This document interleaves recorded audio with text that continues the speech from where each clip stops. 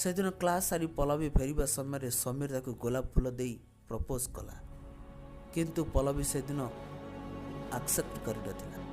Ryan ମନେ ମନେ ବହୁତ ଖୁସି ହୋଇଯାଇଥିଲା, ବଟ୍ ସମୀର ସେଦିନ ବହୁତ ରାଗି ଯାଇଥିଲା।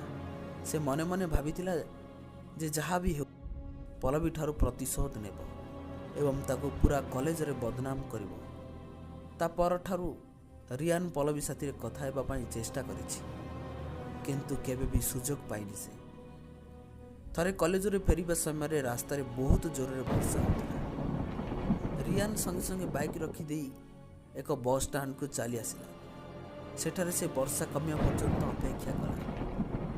ସେହି ସମୟରେ ସେ ଦେଖିଲା ଗୋଟିଏ ଝିଅ ରାସ୍ତା ପାରି ହେବା ସମୟରେ କେହି ଜଣେ ବାଇକ୍ ଚାଳକ ଆସି ଝିଅଟିକୁ ଆକ୍ସିଡେଣ୍ଟ କରି ଚାଲିଗଲା। ରିୟାନ୍ ସଙ୍ଗେ ସଙ୍ଗେ ଦୌଡ଼ି ଯାଇ ଦେଖିଲା ସେ ଆଉ କେହି ନୁହେଁ, ପଲ୍ଲବୀ ହିଁ ଥିଲା।